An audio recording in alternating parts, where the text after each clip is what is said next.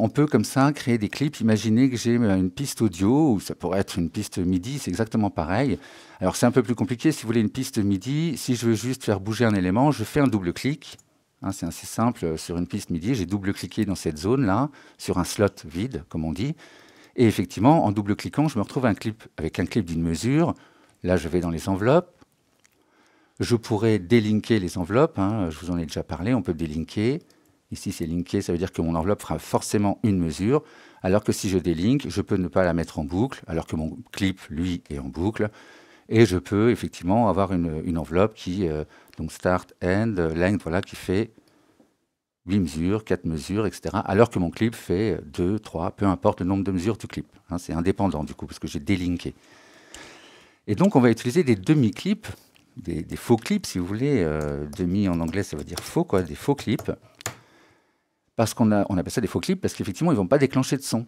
Ils vont nous permettre uniquement d'agir sur des paramètres. Donc, si par exemple, je voulais ici, mon drum bus, faire monter le drive pendant le live, hein, je pourrais très bien avoir... alors, on va dire qu'il y a quelqu'un qui joue, et effectivement, dans mon demi-clip, dans les enveloppes, drum bus, pas le boom mount, c'était le drive, voilà, et je fais monter le drive au bout de X mesures. D'accord ? Et effectivement, ça va permettre comme ça de générer des effets qui bougent pendant qu'on est en train de jouer. Vous avez vu qu'on peut dessiner les effets ici, le mouvement des effets ici, c'est-à-dire qu'on veut que le drive monte sur la dernière partie du refrain.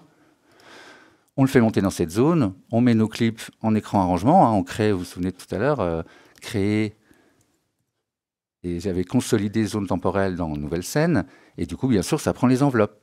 Et du coup, si vous avez une piste MIDI, bah, vous avez l'effet qui va monter tout seul, hein, évidemment. Mais l'idée, ce serait aussi sur une piste audio. Donc là, je vais créer un clip vide.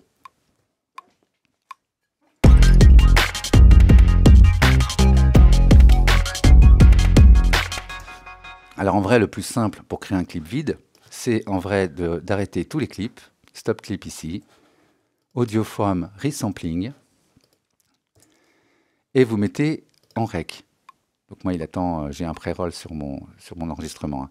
Donc effectivement, là, vous êtes sûr d'enregistrer du silence parce qu'il n'y a rien qui passe par le master, donc vous êtes tranquille.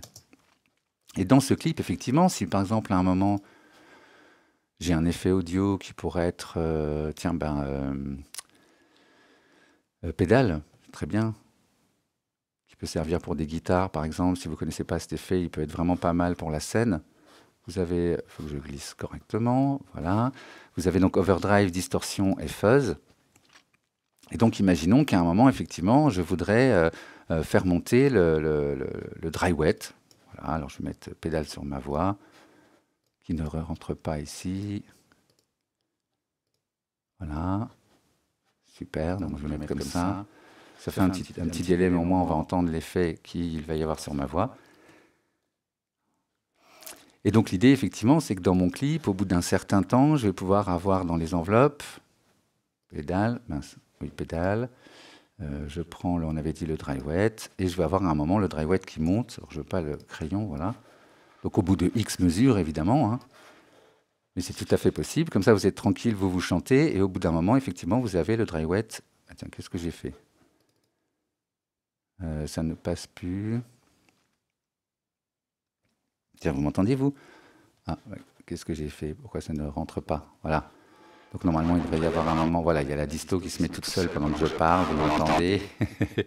Donc voilà, ça peut être très utile parce que vous êtes sur scène et effectivement, vous avez des clips qui vous permettent comme ça de pouvoir déclencher des effets